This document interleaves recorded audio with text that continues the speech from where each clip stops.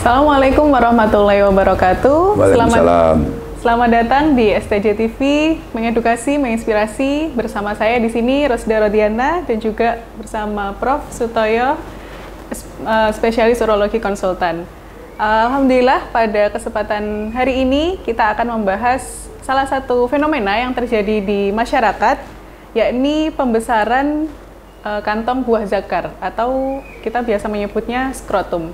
Kira-kira apa yang dimaksud dengan pembesaran ini? Kenapa seseorang bisa mengalami hal itu? Apakah ada penyebab-penyebabnya? Ini ya, kita akan mendengarkan dari Prof. Toyo langsung. Terima kasih Mbak Rusda. Jadi itu kan apa itu, laki-laki itu punya namanya skrotum ya, skrotum itu kantong buah zakar. Yeah. Itu kan kadang-kadang membesar ya, membesar itu kenapa? Itu memang penyebabnya banyak. Itu bisa karena apa itu ada sesuatu di situ, misalnya ada hidrokel ya, ada cairan di situ namanya hidrokel.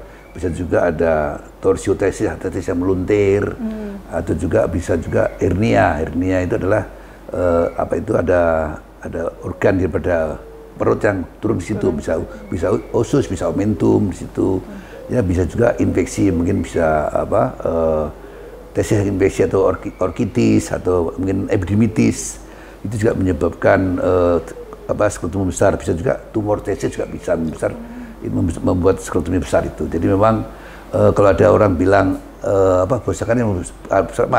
kalau ada orang bilang bahwa kantong buah zakar membesar itu memang penyebabnya banyak. Jadi banyak sekali itu kita belum bisa tahu apa itu, perlu pemeriksaan lagi gitu.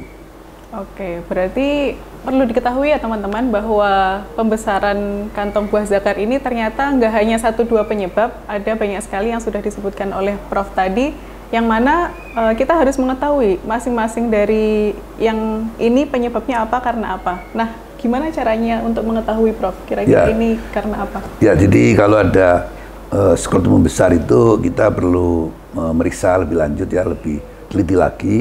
Pertama tentunya diperiksa klinisnya ya, klinisnya itu mulai dari inspeksi ya, inspeksi itu dilihat, kemudian habis itu diperiksa dipalpasi, diperiksa dengan tangan ya, kemudian dipalpasi itu nanti kan kelihatan ini keras apa lunak, apa keras, apa terdapat cairan atau bukan. Setelah itu kemudian setelah inspeksi ya, setelah dilihat tadi palpasi, kalau perlu di auskultasi, dilihat dengan stetoskop, itu dilihat di situ, di auskultasi, dilihat ada suara apa ada suara usus misalnya.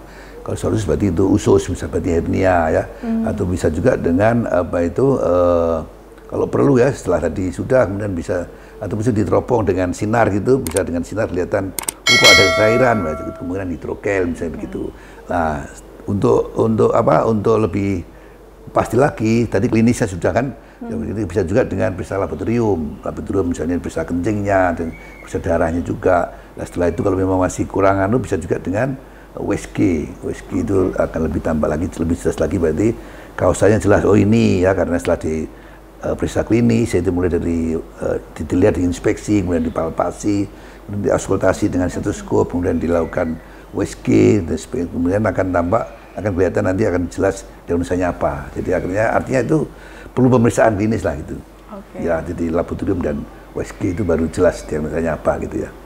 Baik, berarti maksudnya pemeriksaan klinis harus di USG, harus dilakukan tindakan pemeriksaan penunjang lab, itu harus segera ke dokter ya Prof? Ya, setelah itu baru kita tahu diagnosanya kan. Oleh itu misalnya kalau ada orang yang skrotumnya besar, ya harus segera ke dokter supaya dipastikan diagnosanya apa.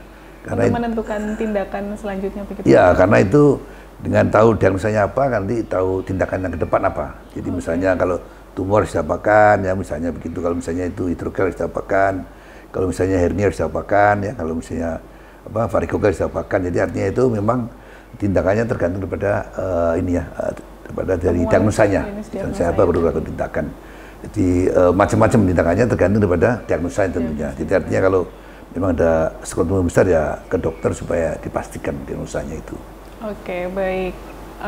Itu tadi beberapa macam penyebab dari pembesaran skrotum atau kantong buah zakar, dan juga ada saran dari Prof untuk segera ke dokter untuk melakukan pemeriksaan. Kira-kira untuk masyarakat awam di luar sana, apa yang perlu diwaspadai atau hal-hal yang bisa dilakukan segera, Prof? Ya, jadi kalau misalnya ada keluarga yang, terutama yang laki itu kan, yang skrotum kan laki-laki ya, yang perempuan tidak punya ya. Jadi kalau ada skrotum yang besar itu baik itu anak-anak, dewasa maupun orang tua. Kalau membesar skrotumnya, yaitu dia mendadak maupun sudah mulai agak lama, jadi tetap harus segera ke dokter lah, ke dokter supaya dipastikan diagnosanya. Karena tadi itu ada memang yang harus segera penanganan, ada juga yang tidak harus segera penanganannya. Kalau misalnya seperti tadi itu misalnya ada torsiotesis misalnya harus segera ditangani segera. Ada hernia yang ingas rata, hernia yang tidak bisa kembali lagi itu harus segera ditangani juga, ya kan. Jadi artinya itu tergantung daripada kasusnya itu. Dia makanya harus segera ke dokter supaya tahu diagnosanya dan segera ada penanganannya. Memang kalau memang ada emergensinya, itu. Ya itu. Terima kasih. Ya, baik. Sangat lengkap sekali teman-teman. Semoga apa yang sudah disampaikan oleh Prof. Toyo bisa menambah wawasan dan menjadi edukasi pertama, terutama bagi teman-teman yang menemukan saudara, adik, ayah atau tetangga atau siapapun yang mengalami hal serupa agar tidak terjadi hal-hal emergensi yang lebih parah. Demikian materi dari STJ TV.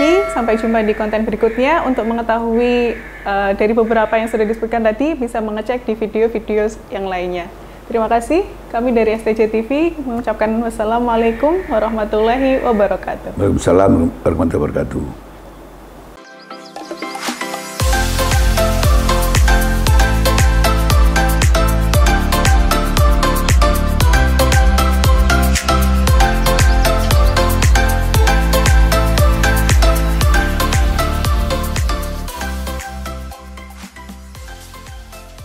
Bersama STJ, kita semua sehat dan cerdas.